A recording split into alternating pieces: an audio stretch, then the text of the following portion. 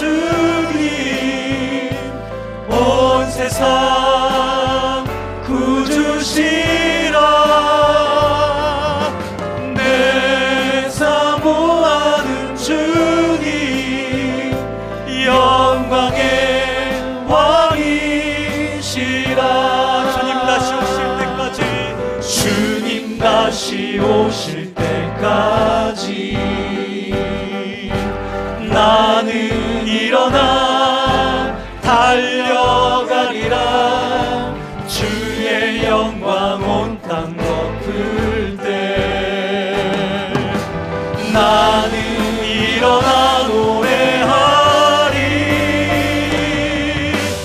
내 사모하는 주님 온 세상 구주시라. 내 사모하는 주님 영광의 왕이시라. 영광의 왕이시라. 영광의 왕이시라.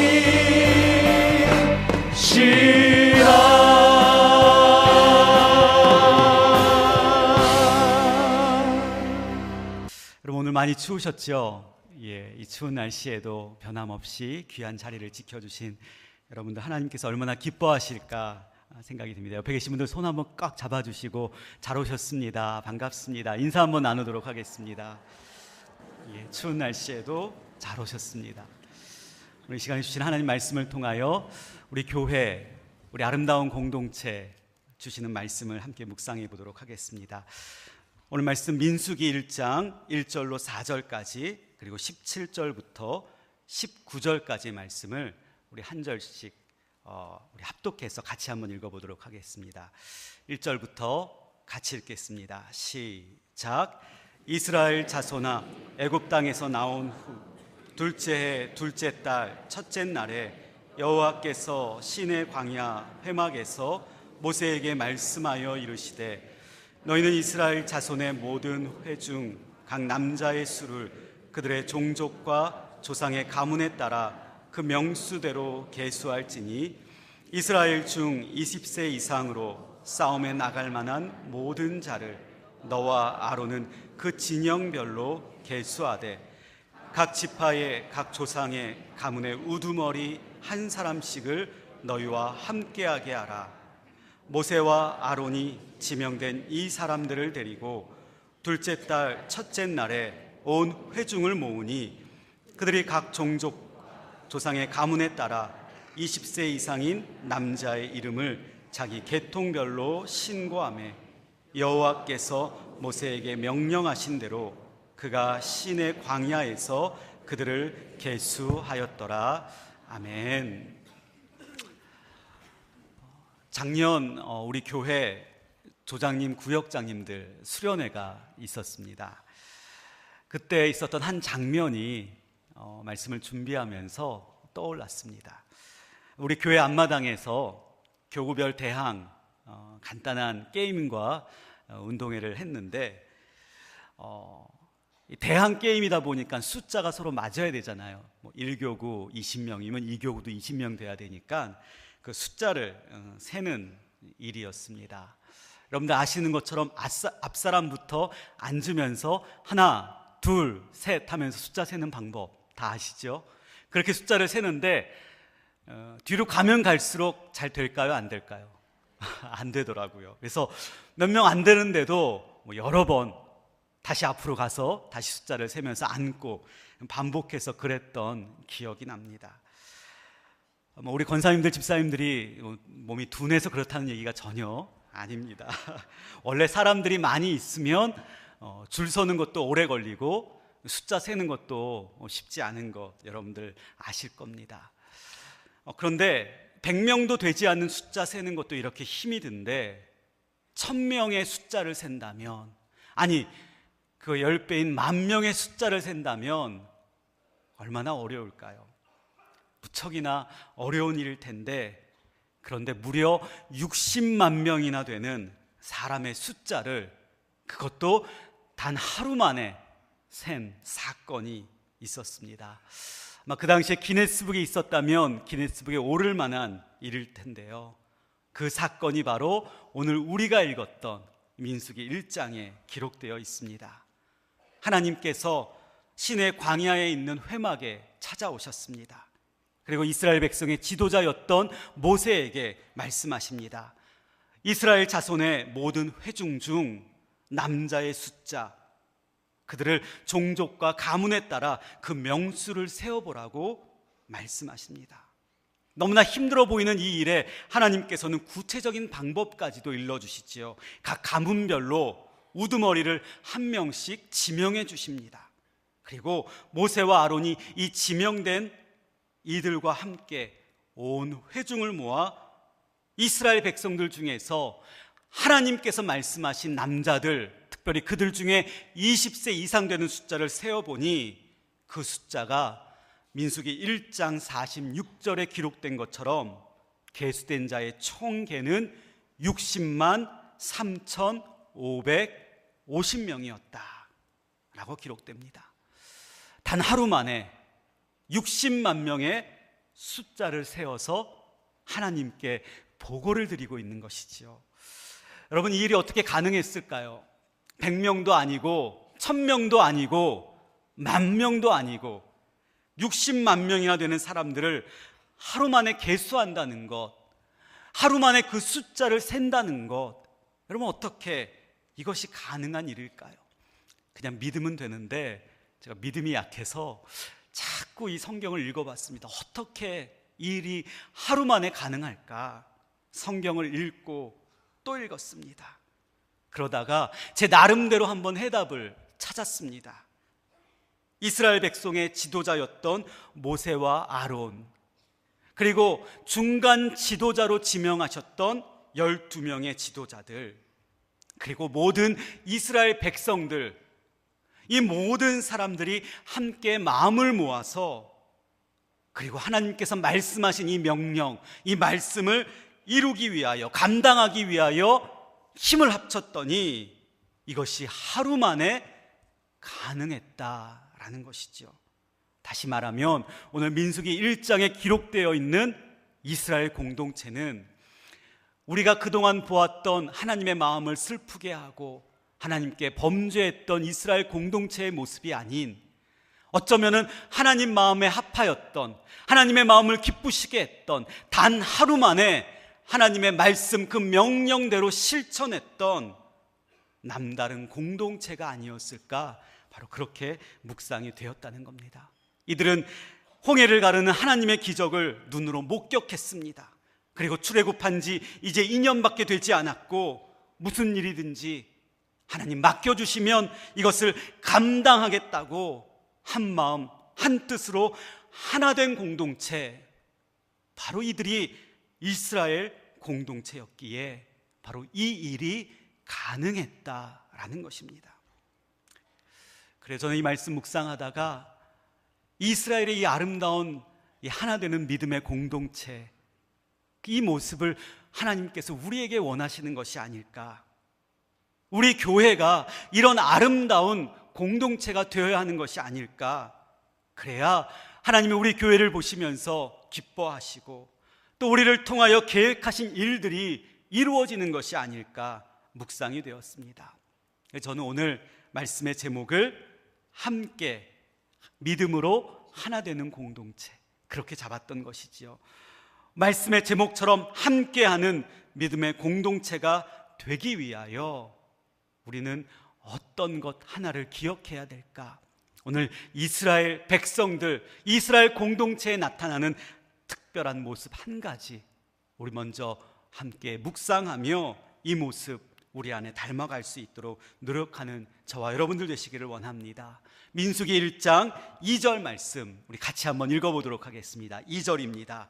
시작. 너희는 이스라엘 자손의 모든 회 중 각 남자의 수를 그들의 종족과 조상의 가문에 따라 그 명수대로 계수할지니. 여러분, 이것이 바로 하나님께서 모세에게 말씀하신 것입니다. 모든 회중들 가운데 각 남자의 수를 종족과 조상의 가문에 따라 그 명수대로 숫자를 세어봐라. 저는 여기서 모든 회중이라는 말에 이 말 속에서 함께하는 믿음의 공동체의 특징을 하나 발견할 수 있었습니다. 여러분, 회중이라는 말은 무슨 뜻입니까? 회중, 이 말은 정하다, 하나님께서 지정하시다, 그래서 구별하여 세우시다라는 단어에서 나온 아다트라는 단어가 바로 이 회중이다라는 뜻이지요. 다시 말하면 회중이라는 말은 하나님께서 이스라엘 백성들 그리고 이스라엘 공동체를 정해주시고 택하여 주시고, 그리고 하나님께서 그들을 이스라엘 자녀로 삼으셔서 계획하신 구원의 큰 그림을 그려가는데 귀한 도구로 사용하신다라는 의미가 담겨져 있다는 것입니다. 그렇습니다. 함께하는 믿음의 공동체란 어떤 특징이 있습니까? 바로 하나님께서 구별하여 세우신 사람들, 하나님께서 택하신 사람들, 그리고 하나님께서 지정하신 사람들이 바로 하나님께서 기뻐하시는 아름다운 믿음의 공동체다라는 것입니다. 저는 우리 교회가 이런 공동체인 줄로 믿습니다. 저와 여러분들 모두가 하나님께서 정하신, 그리고 택하시고, 그리고 보내셔서 이렇게 아름다운 교회 공동체를 이루게 되었다는 이 사실을 믿게 되시기를 간절히 원합니다. 그런데 많은 성도들이 이 구별됨을 깨닫지 못하죠. 하나님께서 나를 택하셨다고, 하나님께서 나를 정해주셨다고, 하나님께서 나를 이곳에 보내셨다고 잘 믿지를 못하고 있다는 거죠. 왜냐하면, 그렇다면, 나를 택하셨다면, 나를 지정하셨다면, 나를 구별하여 세우셨다면 그에 걸맞은 뭔가 남다른 점이 나에게 있어야 하는데, 사실 내 모습을 들여다보면 별반 다를 바가 없기에 이 하나님의 택하심을 잘 깨닫지 못하고 있다는 겁니다. 쉽게 말하면 내가 날마다 새벽자리에 나아가 주님 앞에 기도하지도 못하는데, 내가 날마다 OIB 성경을 읽으며 하나님의 음성을 듣고 있지도 못하는데, 한 주간마다 내야 하는 주보의 그 성경 문제조차도 때로는 귀찮아하면서 풀지도 않고 있는데, 어찌 내가 하나님의 택하심을 받았고 어찌 내가 구별된 하나님의 백성이냐고 말할 수, 생각할 수 있다는 거죠. 너무나 평범하고 너무나 특별한 능력도 내게 없다는 그 이유 때문에 우리는 쉽게 이렇게 생각한다는 것입니다. 근데 여러분, 과연 그럴까요? 예수님은 공생의 기간 동안에 제자를 구별하여 세우셨습니다. 12명의 제자들, 그들은 어떤 인물들이었습니까? 제자가 되기 이전에 그들의 모습은 무식했습니다. 너무나 평범했습니다. 심지어 사람 취급조차 받지 못하는 죄인들이었고 무시당하는 사람들이었습니다. 그런 그들이 주님께 부름을 받습니다. 구별되어 제자로 세워지게 됩니다. 그러자 그들에게 능력이 주어지게 됩니다. 하나님께서 능력을 베풀어 주시고 그 능력으로 말미암아 귀신을 쫓아내게 되고 병자들을 고치게 됩니다. 하나님의 택하심을 받아 구별되어 세워지게 되면 그 사람, 그 공동체는 이전과는 다른 모습을 보이게 된다는 거죠. 저는 우리 모든 성도님들이 하나님의 택하심을 받아 세상 사람들과는 구별된 사람들이요, 하나님의 세우심을 받아 믿음의 사람들로 온전하게 서시게 될 줄로 믿습니다. 그리고 하나님께서 계획하신 그 역사를 이루기 위하여 바로 이 교회, 강북제일교회로 보내심을 받아 이 한 공동체를 이루게 된 줄로 믿습니다.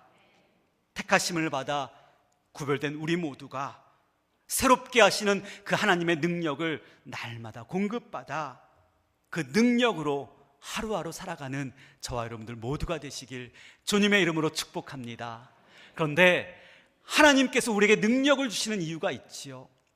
이전과는 다르게 부어주시는 그 하나님의 능력을 저와 여러분들에게 부어주시는 이유가 바로 3절 말씀에 기록되어 있습니다. 우리 함께 3절 말씀 같이 한번 읽어보도록 하겠습니다. 시작. 이스라엘 중 20세 이상으로 싸움에 나갈 만한 모든 자를 너와 아론은 그 진영별로 계수하되. 하나님께서 2절에서는 남자의 숫자를 세라 하셨고, 그리고 3절에서는 그 남자 중에서도 20세 이상의 숫자를 세라고 하십니다. 여러분, 왜 남자 중에서도 특별히 20세 이상의 숫자를 세라고 하셨을까요? 왜냐하면 바로 그들이 싸울 수 있는 사람, 바로 그들이 싸움에 나갈 만한 자들이었기 때문이었죠. 다시 말하면 하나님께서는 가나안 땅에 들어가 그들이 가나안 정복 전쟁을 위하여 군대를 편성하시기 위하여 싸울 수 있는 사람의 숫자를 계수하라라고 말씀하셨던 것입니다. 하나님께서 우리를 믿음의 공동체로 택하시고, 그리고 우리에게 하나님의 그 거대한 능력을 허락하시는 이유가 있다면 여러분, 바로 이것이 아닐까요? 우리로 하여금 싸우게 하시기 위하여, 우리로 하여금 하나님의 능력으로 말미암아 싸워 이기게 하시기 위하여 우리에게 능력을 베풀어 주신다는 거지요. 그래서 우리는 하나님의 능력으로 무장하여 믿음으로 하나가 되는 공동체가 되어야 한다는 것입니다. 여러분, 전쟁을 좋아하거나 싸우기를 좋아하는 사람은 아마 별로 없을 것 같습니다. 그러나 우리가 하나님의 백성이라면 반드시 싸워야 하는 전쟁이 있으니 바로 그 전쟁이 우리가 익히 들어왔던 영적인 전쟁입니다. 눈에 보이지 않는 전쟁입니다. 그러나 눈에 보이지는 않지만 우리가 하나님의 사람이라면 하루하루 살아가기 위해서 날마다 싸워야 하는 전쟁, 그것이 바로 영적인 전쟁이라는 것입니다. 저는 이 영적인 전쟁의 최전방이 바로 여러분들께서 일하시는 일터가 아닐까 생각이 됩니다. 그래도 주일에는 우리가 교회에 와 있고 예배를 드리기에 영적인 전쟁이 덜하지만, 이제 내일 다시 월요일이 되고 여러분들이 직장으로, 사업체로, 여러분들의 일터로 나가게 되면 다시 한번 그때부터 치열한 영적인 전쟁이 시작이 된다는 것이죠. 사도 바울은 에베소 6장에서 이 그리스도인의 싸움은 혈과 육을 상대하는 것이 아니라 통치자들과 권세들과 이 어둠의 세상 주관자들과 하늘에 있는 악의 영들을 상대하는 것이 바로 이 영적인 전쟁이다라고 말씀합니다. 그러면서 이어서 이 싸움에서 우리가 승리하기 위해서 취해야 될 것이 있는데, 그것이 바로 하나님의 전신갑주다라고 말씀하죠. 근데 여러분, 하나님의 전신갑주, 우리가 주일학교 때 많이 들어왔던 이 전신갑주를 살펴보면 대부분이 방어용이라는 것이죠. 공격하기 위한 것이 아니라 방어용이고, 유일하게 딱 한 가지만 공격용 무기라는 겁니다. 진리의 허리띠, 의의 호심경, 평안과 복음의 신발, 믿음의 방패, 구원의 투구, 이 모든 것이 다 방어용이지만 유일하게 바로 성령의 검, 곧 하나님의 말씀이 우리의 공격용 무기다라고 말씀하고 있습니다. 그렇다면 여러분, 우리가 영적인 전쟁에서 가지고 나가 싸울 수 있는, 사용할 수 있는 무기는 무엇입니까? 바로 하나님의 말씀이죠. 하나님의 말씀으로 승리하는 것, 하나님의 말씀이 그 승리로 인하여 현실이 되는 것, 바로 그것이 영적인 전쟁, 그것의 목표다라는 것입니다. 우리가 직장 생활하고 일터에서 일하다 보면 여러분, 말씀대로 사는 것이 너무나 힘이 듭니다. 하나님의 말씀이 우리 삶의 현실이 되게 하는 것을 방해하는 것들이 너무나 많다는 거죠. 그래서 하나님의 뜻이 아닌 다른 것을 바라보며 다른 것대로 살아가는 우리의 모습을 발견할 때가 참으로 많습니다. 기독교적이지 않은 비기독교적인 가치관, 아니 기독교에 반대되는 반기독교적인 세계관을 가지고 우리가 날마다 살아가도록 강요받고 있는 것, 그것이 바로 우리의 일터의 현실이라는 것입니다. 하나님께서는 우리를 함께하는 믿음의 공동체로 부르시고 이 공동체의 구성원으로 세우신 이유는 바로 이 하나님의 능력을 공급받아 날마다의 영적인 전쟁터에서 승리하도록, 이기도록 하시기 위하여 우리를 불러주셨다라는 것입니다.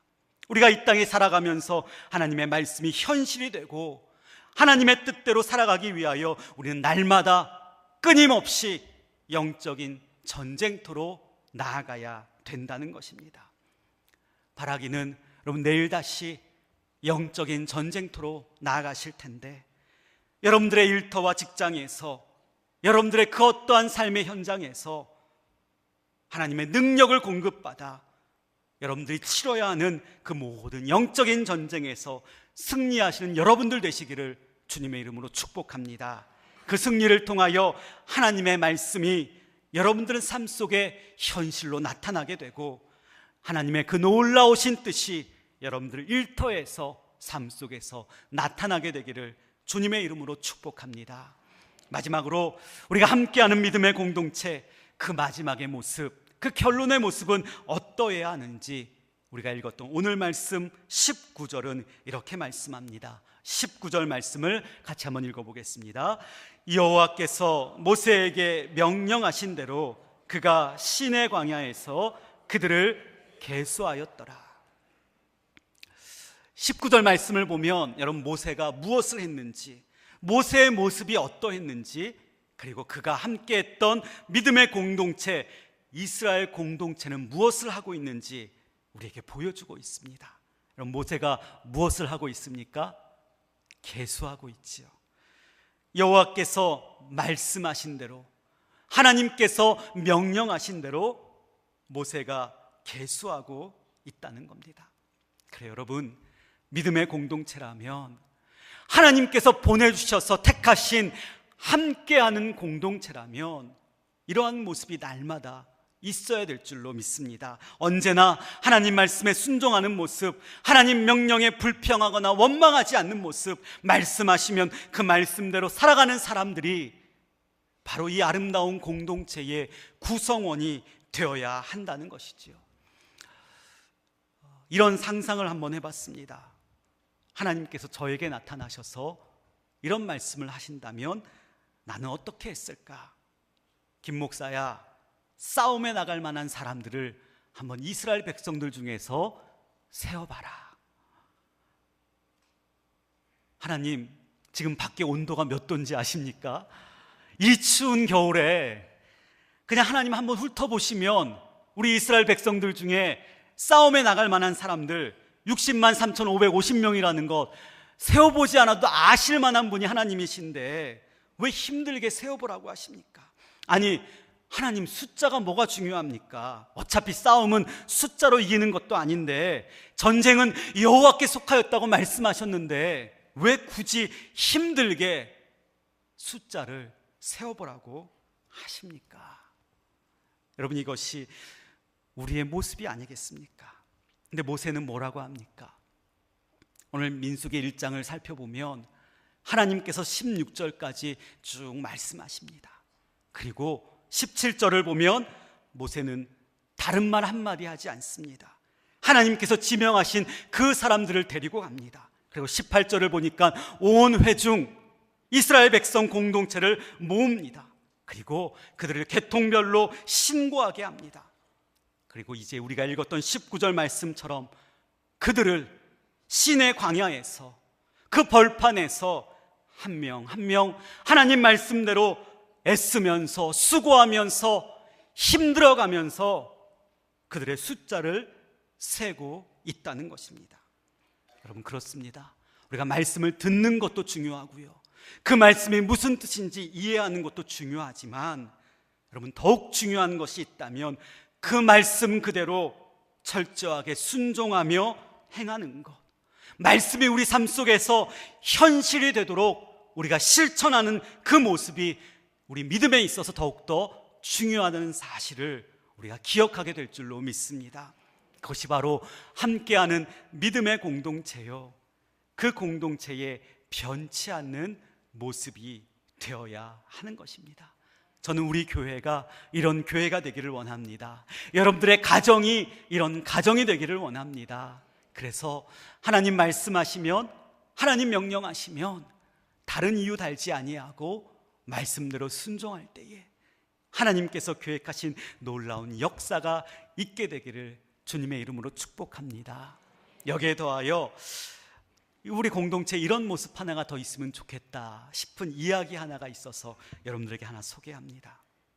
어느 병원에서 있었던 일이라고 합니다.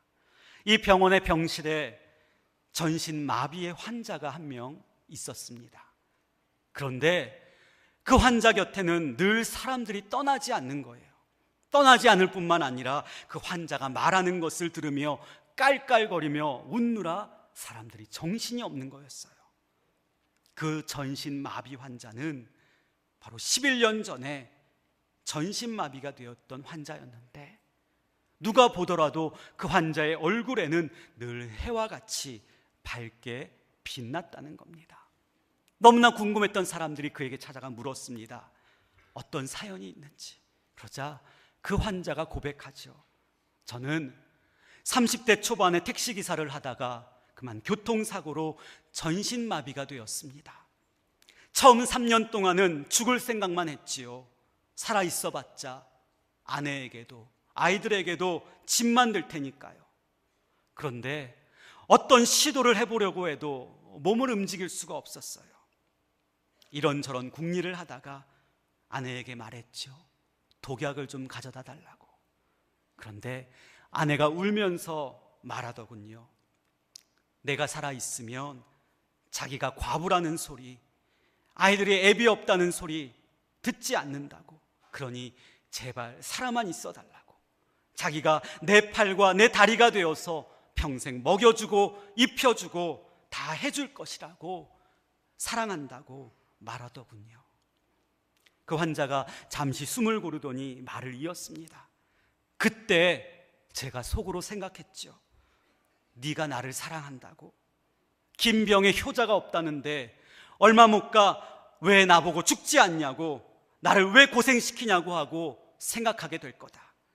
그래서 그 아내가 배신하기 전에, 아내의 달라진 모습 보기 전에 내가 먼저 죽어야겠다고, 나를 제발 죽여달라고 소리를 지르며 행패를 부렸습니다. 그렇게 행패 부리던 저를 아내가 5년이나 참아내더군요. 아내의 진심이 느껴졌어요. 제 차트를 보셨죠? 저는 전신마비 환자인데도 욕창에 한 번도 걸린 적이 없습니다.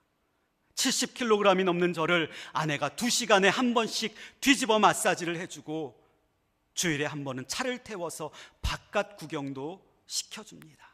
그러면서 얼굴 한 번 찡그린 적이 없고 그 입에서 사랑한다는 말이 떨어진 적도 없어요. 우리 아이들도 학교에서 돌아오면 제 기저귀를 채워주면서 이렇게 말합니다. 아빠, 힘들지만 아빠 오래 살아줘요. 이 환자는 자신이 아무것도 할 수 없지만 자기 자신이 가족들에게 꼭 필요한 존재라는 생각이 들었고요.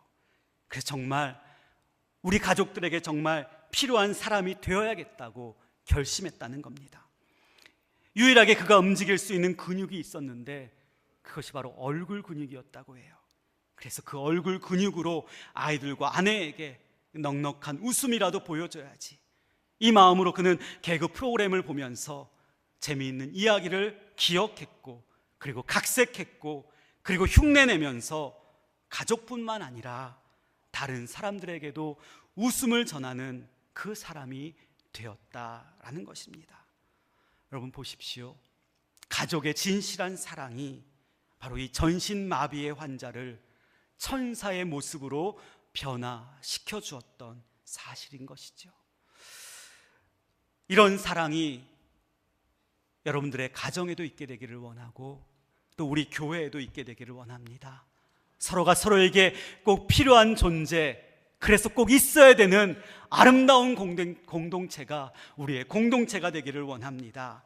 여러분, 하나가 된다는 것, 함께 한다는 것, 말은 참 쉽고 좋아 보이지만 결코 그것은 그냥 이루어지는 것은 아닙니다.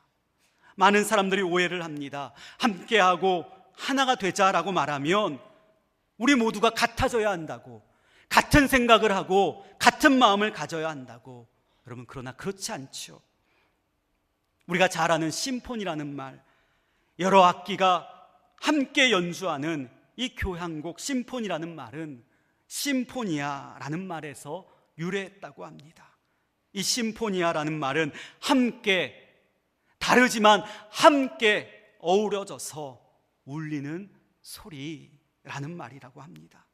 바이올린과 트럼펫, 그리고 콘트라베이스, 저마다 악기의 모양도 다르고 그내는 소리도 다르지만 그 모든 악기들이 함께 어우러지면서 그것이 울림이 되고 그것이 소리가 되고 그리고 그것이 음악이 될 때에 많은 사람들에게 깊은 감동을 줄 수 있는 것처럼 우리 모두가 저마다 생각은 다르고 경험도 다르고 자라온 삶의 환경도 다르지만 이 아름다운 공동체에 우리가 함께 모여서 함께 어우러지면서 하나님의 음성을 듣고 그것이 우리 안에서 깊은 울림으로 소리가 낼 때에 하나님께서 원하시는 아름다운 공동체가 이루어지게 될 줄로 믿습니다.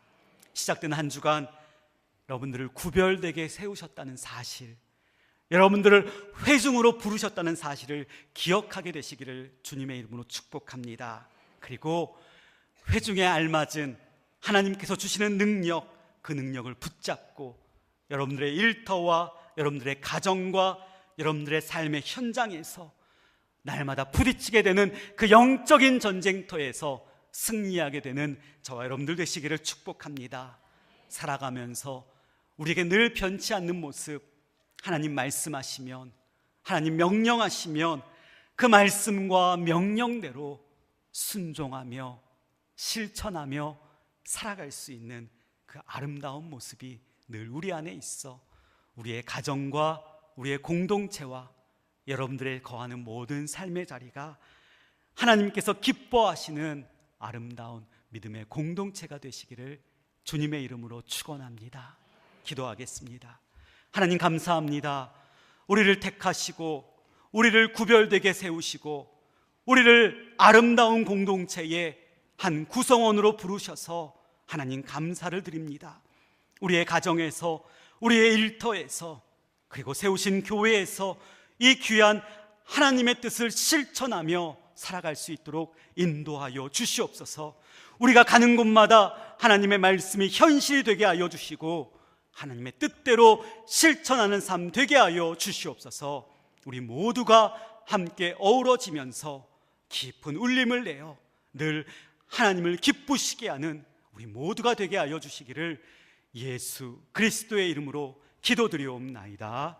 아멘.